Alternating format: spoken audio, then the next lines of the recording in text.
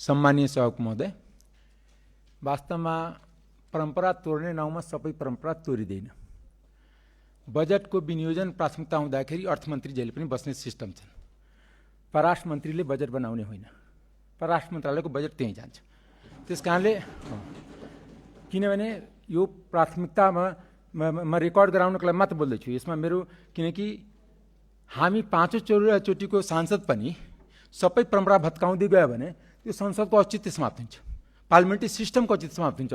हाम्रो देश, हाम्रो संविधान पार्लिमेन्ट्री सिस्टम अङ्गीकार गरेको छ, जहाँ अल पार्लिमेन्टर्स इक्वल हुन्छ र प्रश्न सरकारसँग गरिन्छ र कुरा पनि सांसदले जनताको कुरा सरकारले राखिन्छ र सम्पूर्ण मन्त्रालयमा। यो म पहिलोचोटि 20 वर्षको कार्यकालमा पहिलोचोटि देख्दैछु कि अर्थमन्त्री नभएर पनि बजेटको विनियोजन छलफल चल्दैछ। यो कस्तो परम्परा सुरुवात हुँदैछ। न्यायको नाममा सबै चिज भत्काउने होइन, त्यसो भए सिंहदरबार पनि भत्काउँ, प्रधानमन्त्री पद पनि भत्काउँ, मन्त्री पद पनि भत्काउँ, सबै चिजको नाउँ चेन्ज गरौँ न। यो किनकि औचित्यपूर्ण हुनुपर्छ। जति व्यस्त भए पनि एक दिन दुई दिन छलफल चल्छ।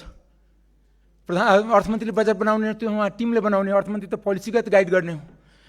त्यस कारणले म अब विषयमा जान चाहन्छु। मन्त्री नभए पनि कम्तीमा रेकर्डमा रहोस्, किनकि मैले नबोल्नै खोजेको थिएँ, तर अति सर्वत्र बजेट भएपछि बोल्न बाध्य भएँ। विनियोजन पर्दाखेरि मधेसको लागि त्यहाँ केही पनि देखिएन। जो राणा कालदेखि हुलाकी राजमार्ग छ त्यसको लागि कहीँ हुलाकी वर्ड पनि लेखिया छैन, किनकि राणा कालपछि बनेको हुलाकी राजमार्ग आजसम्म बन्या छैन। कहीँ पुल छ त कहीँ रोड छैन, कहीँ रोड छ त पुल छैन।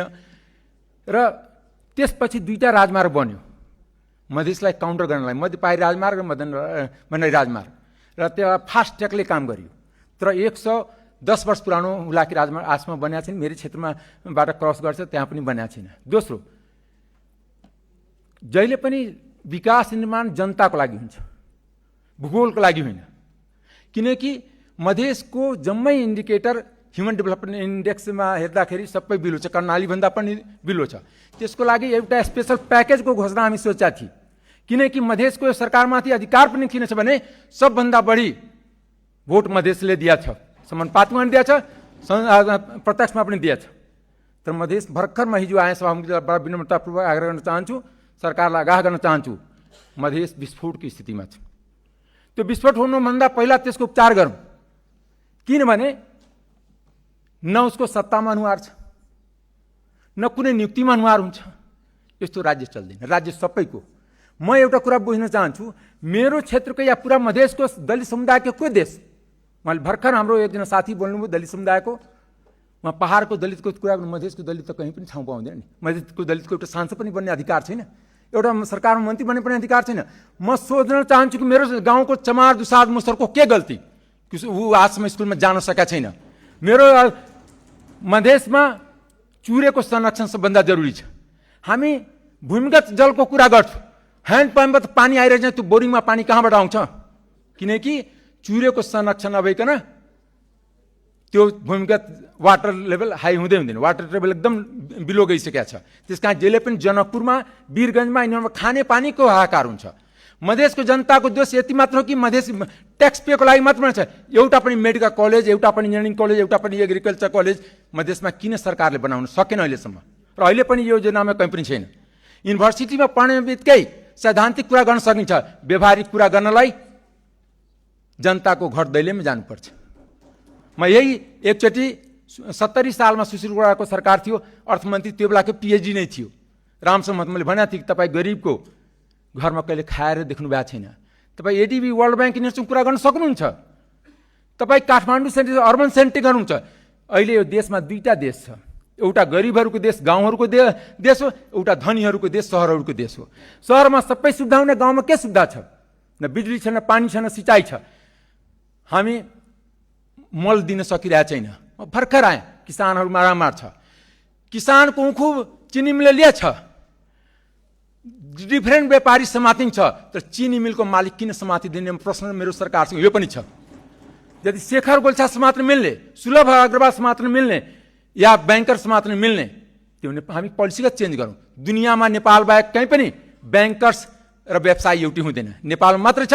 हरेक व्यवसाय ग्रुप आफ्नो एउटा ब्याङ्क राखेको छ। हामी पोलिसीगत सुधार जाउँ, किनकि मधेस हरेक कुराबाट वञ्चित छ। वञ्चितको आवाज बनेर हामी संसदमा आएछौँ।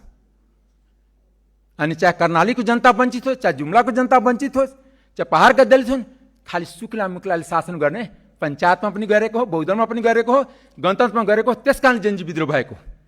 विद्रोह जबसम्म एउटा हिन्दी मुखान छ, जबसम्म धरतीमा भूखा नङ्गा इन्सान रहेगा तबसम्म धरतीमा घमासान रहेगा।